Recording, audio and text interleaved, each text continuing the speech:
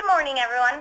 My name is Christine Mickey, and I'm one of the event coordinators at Diversified Insurance Solutions. I'd like to welcome you all to this morning, and thank you for joining the webinar, The Emergence of Telehealth in Workers' Compensation. Before I turn the mic over to the presenter, I just want to share a couple housekeeping items. First, everyone is currently muted in listen-only mode. This will just help keep the webinar moving along to meet our designated time frame. However, if at any time you do have questions throughout the webinar, feel free to type them in the chat box along the right-hand side of your screen. We did reserve time at the end of the presentation to answer any questions. We'll try our best to get through them all, but if we are unable to answer for whatever reason, we will send you that answer within the next few days, in addition to the recording of the presentation and a copy. Now I'd like to introduce today's presenter, Michael Finnegan.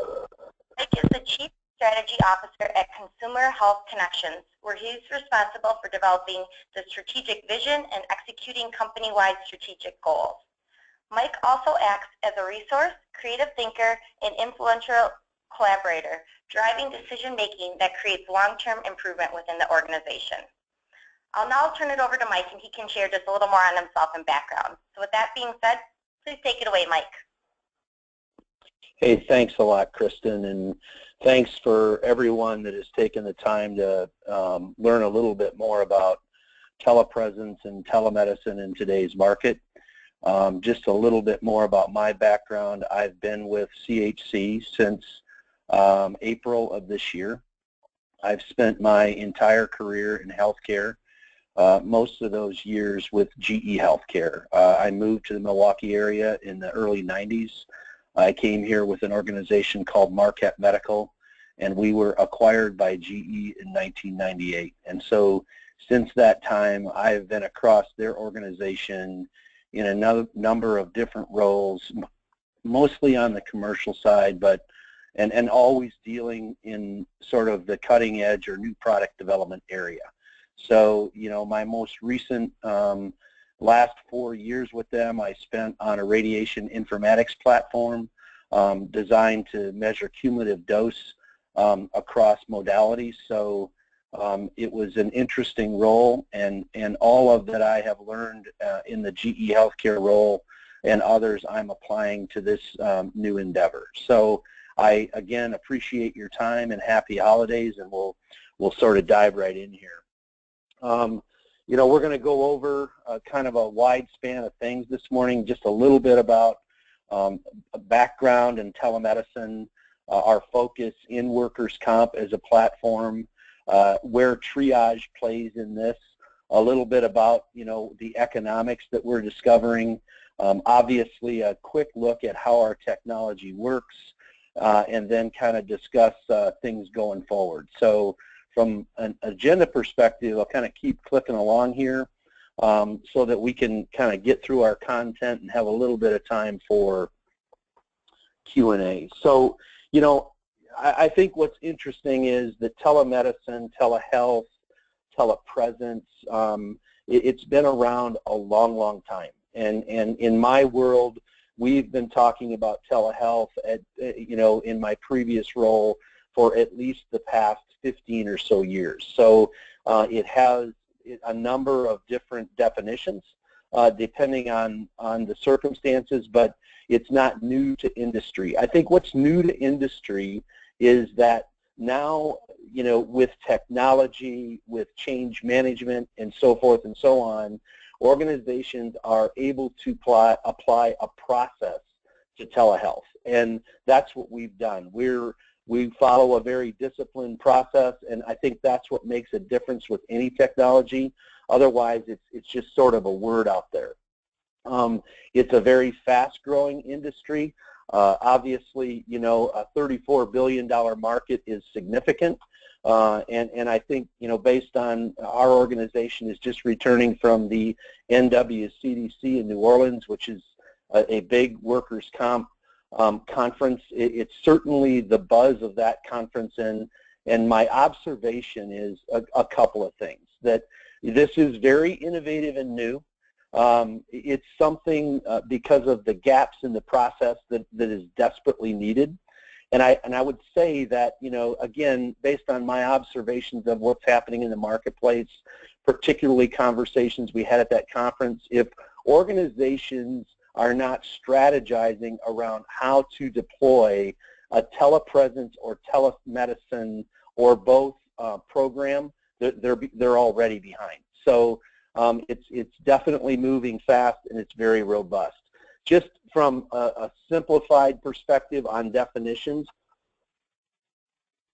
and I won't read all the words on this slide, but telepresence to us is triage. It's when the injured worker reports to a supervisor that they have an issue and they need to go forward. That's what telepresence is for us, and then engaging that injured employee on a screen to sort of discuss about what happened, how they're feeling, and begin a continuum of care discussion. Telemedicine extends to the provider side, so telepresence in certain circumstances eventually connects to telemedicine. That engages an occ-med doc, an orthopedic guy, an eye person, whomever, to further evaluate what happened with that injured employee. So telepresence is the activity of screen interaction between the injured employee and triage. Telemedicine is the interaction between the injured employee and the provider. Okay? Moving forward, you know, what's kind of going on, what's influencing this? And this isn't new information for me. It's something that we've been concerned about in healthcare for some time.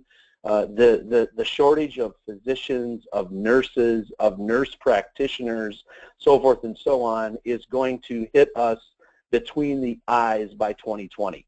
So, you know, and the reasons for that, I mean, the baby boomers, malpractice insurance is through the roof. There's reduced profitability from just overall in healthcare. And I think one of the most impeding factors is, you know, folks who were doctors, their children are not following suit because of the reasons I just mentioned. So from a personnel perspective, I think that's probably the biggest thing. Obviously, technology plays in there. On the employer side, you know, their cost is increasing. You know, the return to work process, if someone gets injured, they have a cut or a bruise, and they end up being out, you know, it happened on a Wednesday afternoon and there wasn't a triage process in place. Their supervisor says you go home. You know, the next thing, it leads into Thursday, and then the weekend comes. You're losing a lot of productivity there. And so by being able to be more intimate with the injured worker and do some of this interaction, we're aiming at not only stabilizing, you know, the productivity slump, but also looking at a spot where they can actually save cost in and around that. So there are multiple reasons. I think, you know, I won't read the entire slide to you. I think what's particularly interesting on this slide is, you know, over the past few years, healthcare has started to look at, you know, how many patients could be seen virtually. You know, even I can go into my healthcare provider today and interact with them over a screen. So the number of patients that could be seen interactively over a screen in 2015 was around 70%. If you don't believe that figure, even take 35 or 40% of that. That's an enormous amount of office visits that can be done much more efficiently. The thing I'd also say is, folks, and I'll share it with you, I'm 56 years old, folks that are my age and beyond, you know, are still a bit apprehensive about interacting with technology. My children are not. My children are, they expect to see me on FaceTime. They expect to see folks that they're socializing with on FaceTime. They are not going to sit in Chicago traffic for 2.5 hours for someone to look at a ding or a bruise. It's just not going to happen. So virtual visits are going to become something that are more and more not only necessary but commonplace in our marketplace, and it's a bending, what I would call a bending dynamic right now in terms of generations. when we look at technology, even in the past, I would say, 24 months, even, initially when Jill Allen, the founder and CEO of this organization, launched this platform, the technology was okay. I mean, the imaging was a little bit grainy. Certainly speed was an issue. At times, depending on remote location, it was an issue. Today, I've probably done, in the past 90 days, I've probably done 75 demos in all areas of the country. I don't have any issue with any of those things. Our clarity on our screens is incredible.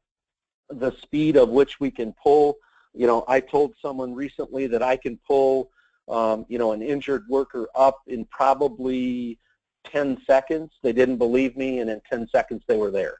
So, obviously technology is advancing at a rapid rate, and I think it, along with the other influence of, a shortage of providers, the productivity issue, are all influencing elements of telepresence and telemedicine accelerating in the marketplace. EMRs are always going to be there with health systems, electronic medical record. Hey, look, there is a ton of great technology out there. Healthcare has spent billions of dollars in EMR type platforms to manage patient information. They go non-adopted because they're difficult to use. There's really 4 players left: Epic, Cerner, McKesson, and Meditech. There are other EMR providers in smaller spaces of workers' comp, but when we're working with health systems, those are the 4 top EMR systems that we're typically interacting with. So those 2 things, along with the other things I've mentioned, are certainly influencing adoption. When you think about some of the things that are incredibly challenging in workers' comp is the current process, and we actually see it as incredibly fragmented. We have organizations that have a process in place, and that process might be, if you cut your finger, you go to your supervisor, and the supervisor decides if you should go to urgent care, if you put a Band-Aid on it, or what you do. Obviously, there is a huge amount of liability in a circumstance like that. 9 times out of 10, a supervisor is going to refer that person to urgent care. If it's a scrape or a cut or a bruise that does not require stitches, what have you, that's an enormous amount of money to send someone to urgent care. So the relationship to the process is there's an enormous amount of lag time between when a person reports to supervisor and when they actually begin care. It's a subjective assessment. There's loss of productivity. I think the 4th bullet is absolutely huge. I mean, we are talking with people, candidly, that have ships in the ocean, that if someone gets injured on that ship, they either send a boat out or bring that ship back shoreside so that patient can get off. I mean, that is an enormous amount of money. And even in rural areas, or even not, the amount of travel time and wait time. And, I put family there, but in a lot of instances, another worker from that organization will take them to urgent care. Or they'll be responsible for what's going on and getting them here and there and that type of thing. That just adds additional cost into the system.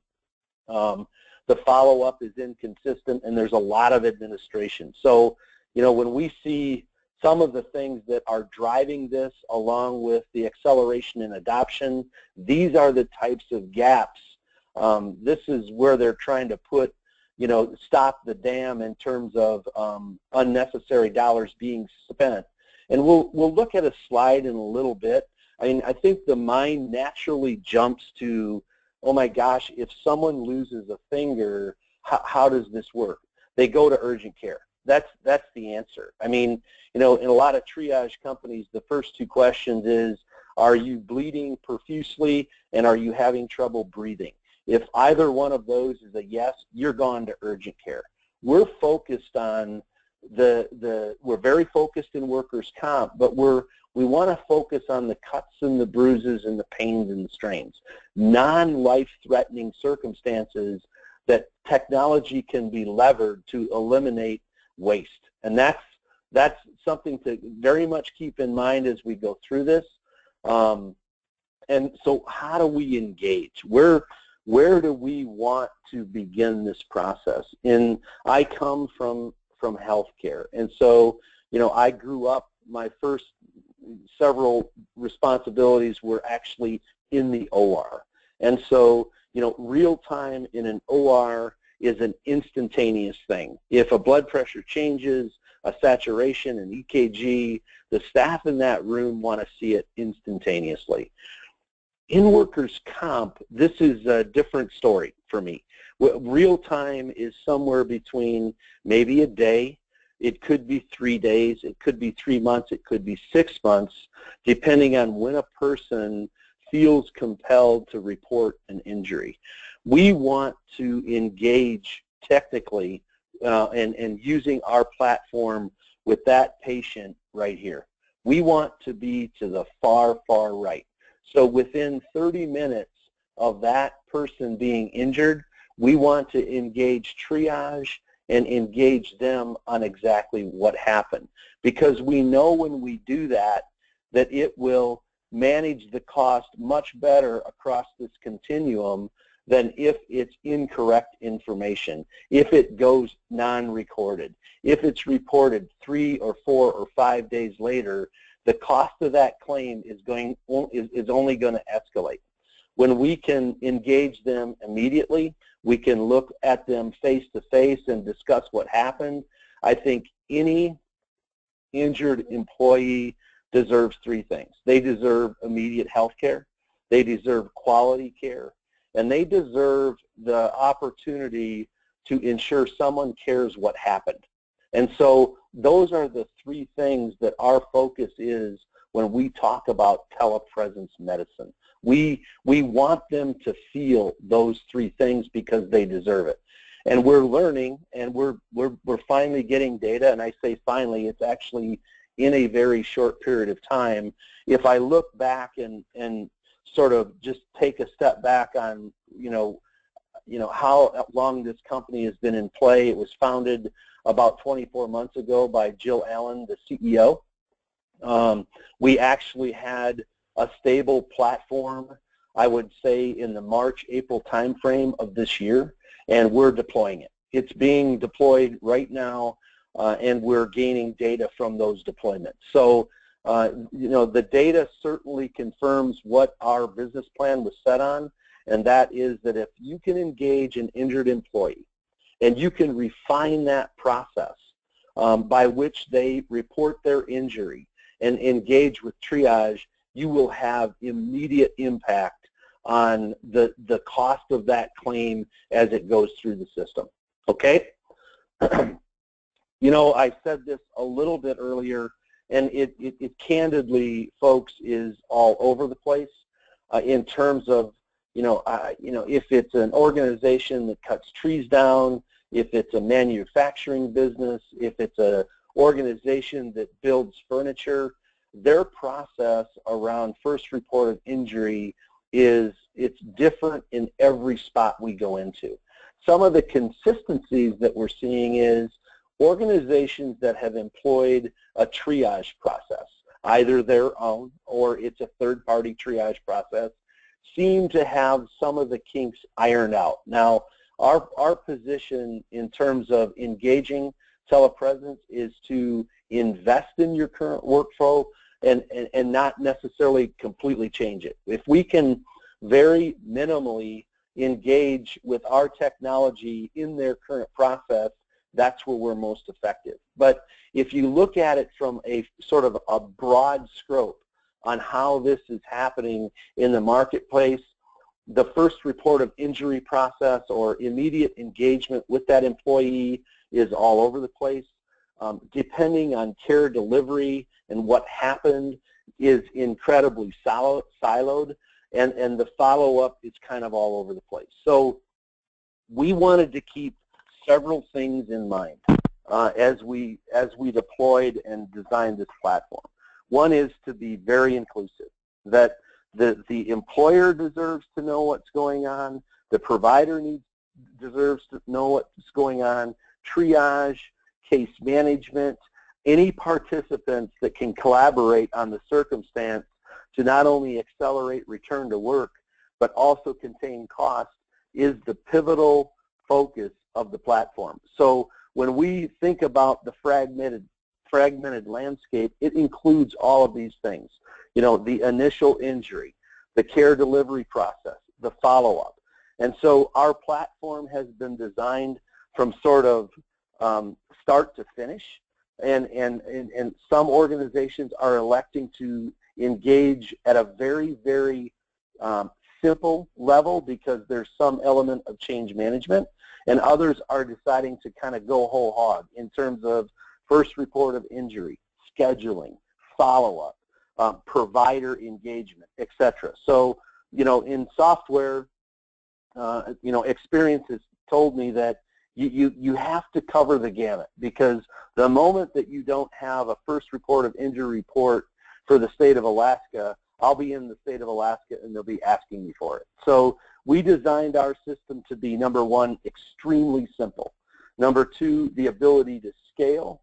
And number three, the opportunity to leverage technology as you grow with it. So, and I think that should be true of any technology in the marketplace, that if it doesn't kind of cover those three factors as you evaluate where telepresence and telemedicine is going, those are very crucial elements of a successful program.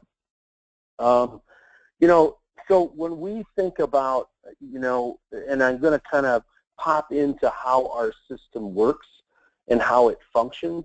The screen you see right here is a screenshot, okay?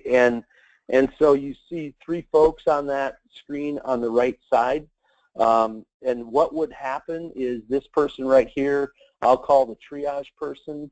This is the injured worker, and this is the provider, okay? And so upon this person up here getting injured, they contact their supervisor, who engages this triage person, and now the triage person and the injured employee begin to discuss what happened. And that, you know, I can see, you know, in terms of immediate information, that, you know, what state the employee was injured in, what their name is, you know, what company they work for, and then those two folks sort of begin engaging in terms of what the circumstances in. Are you in severe pain?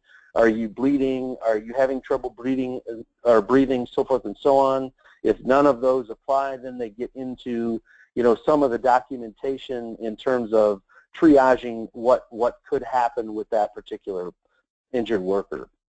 We did recently get a data set, and you know, it was a relatively small data set, but 5 or 50% of the folks that engaged in this interaction were directed to self-care. So when you think about that, self-care versus going to urgent care, going off-site to have things taken care of, it has a dramatic impact on all the things that we've been talking about. If in fact it's a little bit more extreme, if the triage person doesn't feel like they can make, you know, a good decision on what's going on because of, you know, the severity or what have you, they'll engage this provider right here. And then the triage person drops off, and then it's a discussion between the injured worker and the provider, who decide, you know what, I think you're fine. I think Advil will do it for the afternoon, or, you know, I'm going to schedule a visit for you right now in the next, you know, in this afternoon in one of our clinics that's 15 minutes away. And so we leverage the technology to communicate and to collaborate. And again, that's what all telepresence, telemedicine organizations out there are beginning to consider and thinking of doing, is how do I create this sort of womb-to-tomb collaboration platform that, number one, provides quality of care, it's immediate care, and there is some empathy around what happened for that particular person. We recently did a demo for park rangers in the mountain ranges of Colorado. They're out there by themselves, right? And so there is no process. The exception for them is the app that we push to them on their phone. They fill out a little bit of information, and that's this application you see right up here in the corner. On the left side, they fill out a little bit of information, and we engage them instantaneously in terms of what's going on in that particular, with that particular example.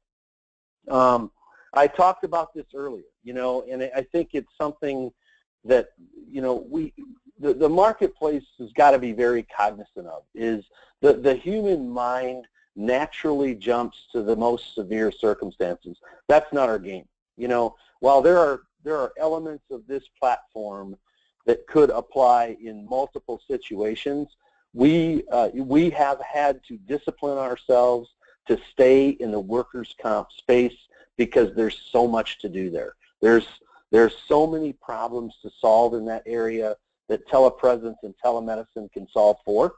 But it begins with the types of injuries that we want, to focus on in order to make this initiative very, very effective. It's obviously burns, it's the pains and the strains, and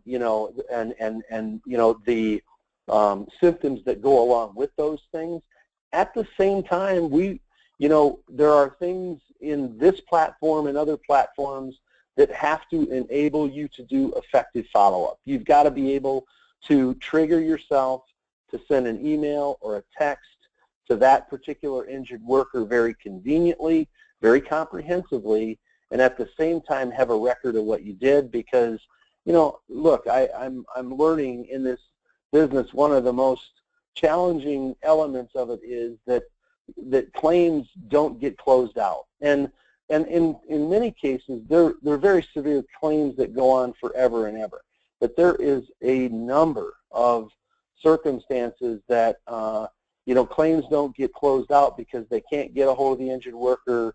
They were unable to schedule a follow-up, whatever the reason is, but that claim goes unclosed, which adds to the expense and the time and the management of that particular injured worker circumstance. So, those are things that can be taken advantage of in the system, and things that we're working to refine, on a regular basis. But it's something that because inevitably, when we get into this discussion, depending on who's in the room, they'll take it to the extreme. And again, while there's certainly application for our platform in extreme circumstances or in telepresence, in this particular case, we're very, very focused on the scrapes and the burns and the pains and the strains. So, I looked at this quote. I didn't know if I would leave it in or not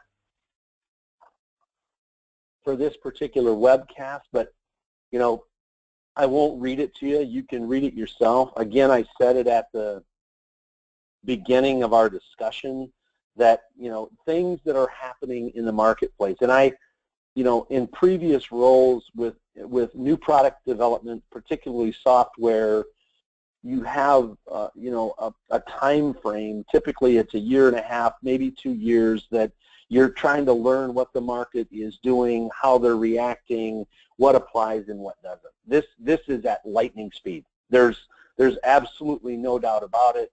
It's at lightning speed because of the things we discussed earlier on, and all of those elements and the advancement of technology. I said this, and I truly believe it, that organizations that don't have a plan around telepresence management, it will just put it in that scope, are definitely behind. And what are some of those things? I mean, first of all, is there a person in your organization that is tasked with, identifying what telepresence means to your organization? Do you have a committee of folks that you consider experts or key opinion leaders in your organizations or their organizations that have a mind for technology and what's in the marketplace? Cost. how do we get control of the cost that's happening in our injury circumstances, and how can we get a hold of it fast, because right now, no pun intended, we're bleeding. So, that's one of the reasons I wanted to put that out there. We talked about this earlier, as we kind of launched this discussion. It's moving very, very fast.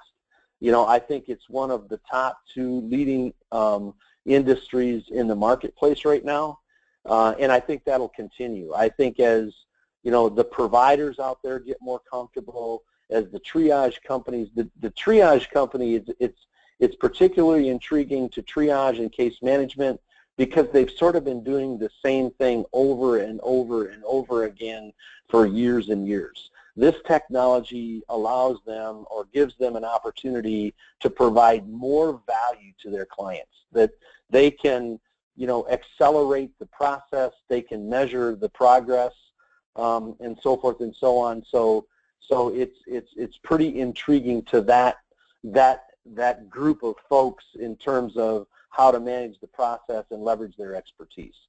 So, that's, from our lens, that's what telepresence and telemedicine is. Those are some of the factors that the marketplace is definitely telling us are being driven, and it's a fun technology to be next to. I'm not going to kid you. This is about change and new stuff in the marketplace. It's challenging, which that's what we like at the folks that we have at Consumer Health Connections. That's why they're there, and I think that's why if you look more broadly across the marketplace, in many instances, the main focus for organizations like ours is to solve problems. So with that said, Kristen, I think I'm kind of rolling up on 30 minutes of discussion here, and I'd love to have some questions. We learn as much about what we're doing and what you're doing in terms of the dialogue that we have after discussions like this. So any questions would be, I'll even answer if someone wants to ask me what I want for Christmas, I'll answer that. Thanks so much, Mike. We did have a couple questions come in throughout the presentation, so we'll jump right into those. First, I do just want to remind people, you can type your question either into the questions box or the chat box along the right-hand side of your screen, so feel free to have those come in. Let's start then with the first one that came in. Mike, can you talk about how the clinics used are determining when needing to send an injured employee? Can you repeat that, Kristen? Sure. The question that came in was, how are the clinics used determining when needing to send an injured employee? So I'm interpreting that as maybe when they actually need to send them into a face-to-face scenario. Yep. So excellent inquiry there. So, in a lot of instances, and we didn't get into the technology, organizations are looking to avoid having to do that. And so in many instances, there's technology that can be used that sort of duplicate the clinic effort: blood pressure, EKG, pulse oximetry, also cameras that can look very definitively at what happened. So, but in a lot of instances, if that's their process, if they go to the clinic, there's a triage person in that clinic, or there's a provider in that clinic, and they still deem it necessary for that person to go to bricks and mortar, by all means, we suggest that's what you do. We're not trying to uproot that process. We're trying to provide tools that would confirm that decision before you actually have to do it. Because, again, it comes back down to many elements. Cost is only one of them. But when you send someone to urgent care, you're talking somewhere between, depending on the circumstances, $500 and $2,500. So, and also the time off the plant, off the floor, what have you, all of those elements. So if we can provide some interactive tools that either allow them to make a different decision or confirm the decision that they typically would make, by all means, we're in step with it. Okay? Perfect, thank you. Another question that came in is this service available 24/7? It is. It absolutely is. In fact, we're deploying it right now. You know, we've connected, and in this particular instance, it's a large retailer, and you know, we've connected the triage organization and provided 24/7 coverage through our platform. Kind of piggybacking off that question, is this service available through an app that needs to be installed, or can it be accessed just from any internet browser? So you know, the technology is cloud-based. It's definitely an app. You know, we could deploy this technology in 10 days. If people or an organization just wants to do telepresence, they want to create this interactive circumstance between an injured employee, they want to record it, and they want to create that interaction. It's an application we send to them. It is cloud-based, and they can launch their program. Okay, it looks like we just have one more at this time. Can you just talk a little bit on why there's so much buzz around telemedicine at this point? Yeah, you know, I still think it's a lot of the things we talked about, Kristen. You know, while this is, I think what's new about telepresence and telemedicine, again, going back to what I mentioned to begin this discussion, is the fact that, you know, technology is really accelerating. And more specifically, though, that organizations, any software company, it doesn't matter if it's in telemedicine or telepresence or what have you, these organizations have learned that if you can't tie it to a definitive process that has gaps, it will go nowhere. And so back to the fragmented landscape slide that I showed this group earlier, you know, that's our view of what's happening. You know, sort of confirmation of that is I probably show that slide, you know, 5 times a week to different types of organizations. We stop on it, we talk about it. It inevitably strikes a conversation in the room amongst themselves about their own process. There's absolutely no disagreement that they have a fragmented process that needs refining and is in desperate need of technology. So I think, along with the other elements of physician shortage, which I just don't think our society has been willing to accept, and it's going to hit us between the eyes. You know, the fact that, you know, technology has become much more friendly, those are all elements, in my opinion, of why this is such a buzz and is going to continue to be a buzz for the next several years. Another question that came in is more along the lines of the pricing structure. Is this a service charge based on use or monthly fee? How does that work out? Very good, very good. There's kind of 3 things that we have to, that we're having discussions with as we move forward, you know, with a sales process within the organization. One is, you know, it's software. We have a services and licensing agreement that needs to be signed between both our organizations, depending on how your organization, how long that process takes, is something you always want to keep in mind. I don't think that's specific to Consumer Health Connections.